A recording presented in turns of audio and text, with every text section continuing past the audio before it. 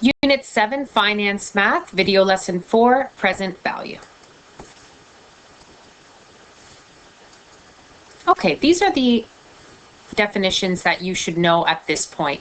Simple interest earns interest only on your principal amount, and compound interest earns interest on the interest and the principal amount. So clearly, you've noticed doing your homework and going through examples that compound interest will always earn you more money than simple interest because you're always earning interest on previously earned interest, so that will accumulate to more money. This is a summary chart of the formulas for simple interest and compound interest. So simple interest is I equals principal times rate times time in years. So these were the key things that you had to remember.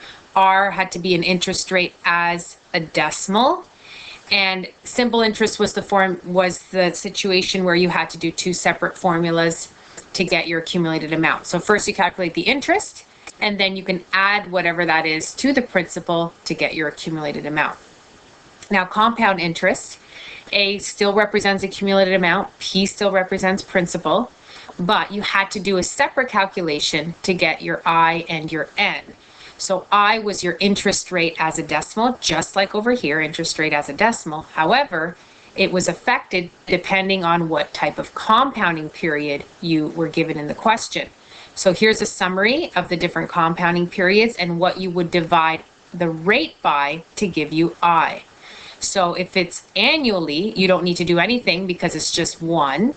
Semi-annually, divide by 2, quarterly 4, monthly 12, bi-weekly 26, weekly 52, daily 365.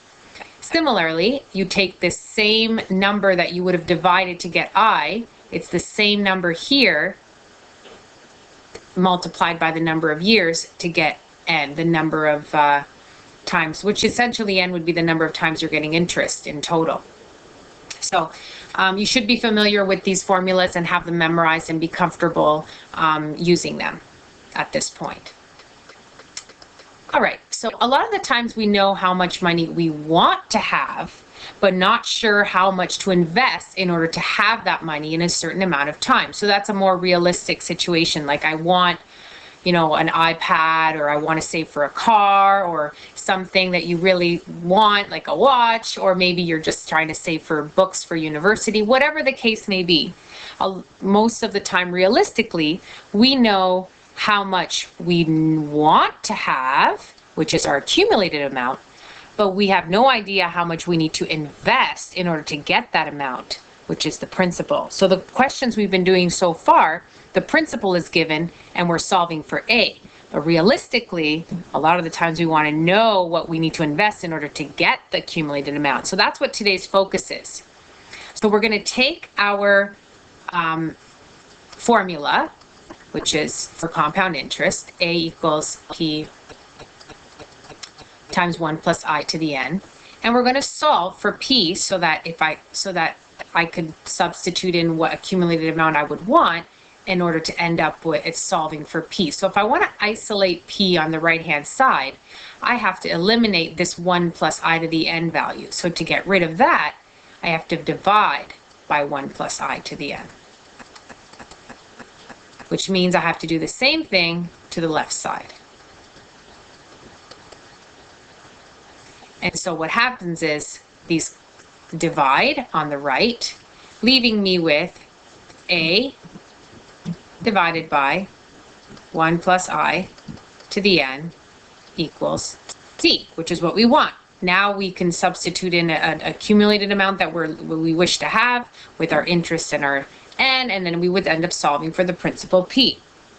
Now when this formula is written in this form, P is no longer called principal.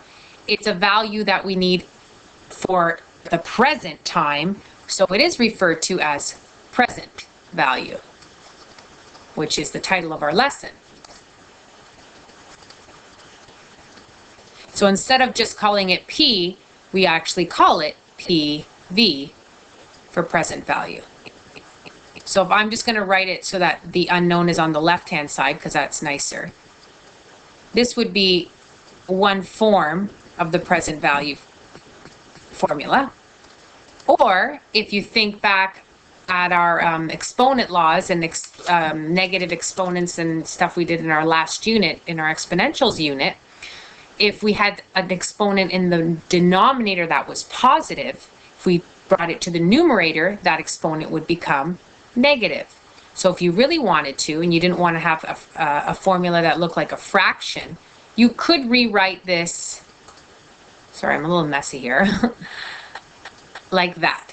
So it'd be a times 1 plus I to the negative n. And so these two formulas are equivalent, and you can choose the one you prefer to use and then just use it. I tend to use the one on the left, but if you like to use the one on the right, then go right ahead, you'll get the same answer. You just have to remember when you're using your calculator to put in that negative exponent when you're solving. All right, so here's a nice summary. You can maybe choose to print this off for your notes. So here's the two formulas. PV equals A over 1 plus I to the n, much neater than my writing on the previous slide. PV is equal to A times 1 plus I to the negative n. And here's the summary of what everything means, which is exactly cut and paste from the compound interest slide, because it's the exact same variable. So everything is the same. So you still have to calculate your I and your n. So let's do an example. In 10 years, Mrs. May wants to buy an Audi R8 GT. Isn't that a nice car? Anyways, whose value is expected to be $198,000. How much should she invest today? So as soon as you see that those two words are key words that mean that you're looking for some sort of value in the present, how much should she invest today at 8% per annum if it is compounded annually or quarterly? So we'll do the annually part first. So this is how much she wants to have. There's her interest rate, and we're compounding it annually. So let's start by finding what our I is, which is our rate divided by the compounding period, which is just 1, so it's just going to be 0.08. And our n is, oh, I didn't write the number, find the number of years. Here we go. 10 years. So it's just 10 multiplied by the compounding period, which is 1. So it's still 10. Then we write our formula. PV equals A divided by 1 plus I to the n. And then we're going to fill in. So we're looking for how much does she need to invest into the bank now so that in 10 years she can buy the car that she wants. So the accumulated amount that she needs is $198,000. We found I to be 0.08 and n is 10. So in your calculator, you're going to do 198,000 divided by 1.08 to the power of 10. And you should practice this on your calculator, because no point in being able to write down the formula and then not know how to calculate it properly on your calculator and get the correct answer. So the answer is 91,712. And now because this is money, it will never tell you what to round to. You should know that you're rounding to 2 decimal places. So it ends up being 31 cents. So therefore, Mrs. May should invest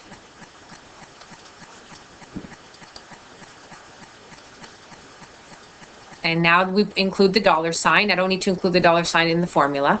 $91,712.31 today. So in 10 years, she can purchase the Audi R8.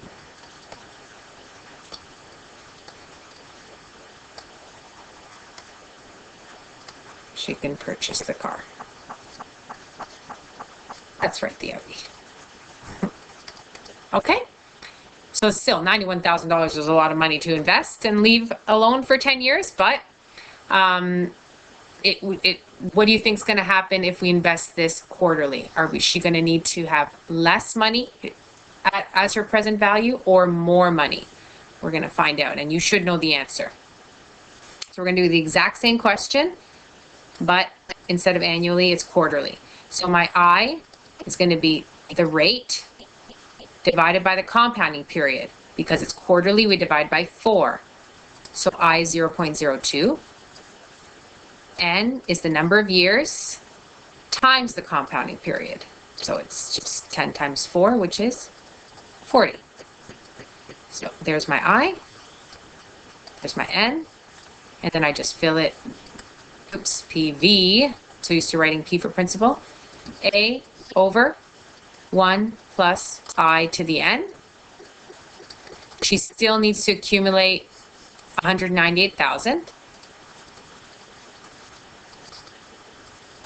1 plus 0.02 to the power of 40, which is 198,000 divided by 1.02. And you can skip this step and go straight to here, because I'm sure all of you can just add that quite easily. You don't have to do it, but I like to include it for the note so you see what happened.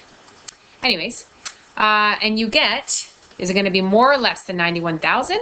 Well, you hopefully knew that it would be less, because instead of getting interest only once in the year, you're getting interest 4 times in the year, and every time you earn interest, the next time you earn interest, you're earning interest on the previously earned interest, which means you end up with more money. So the more frequent the compounding period, the more money you get, which means she invests less because she'll be making more because it's quarterly. So it's $89,672.30. So therefore, Mrs. May needs to invest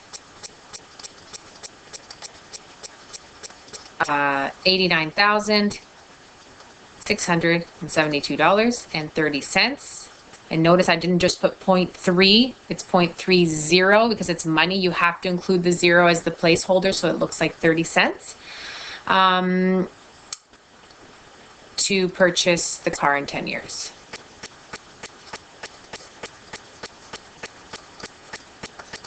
And that's it. So essentially, present value formula is exactly like compound interest formula, just rearranged to solve for P instead of A.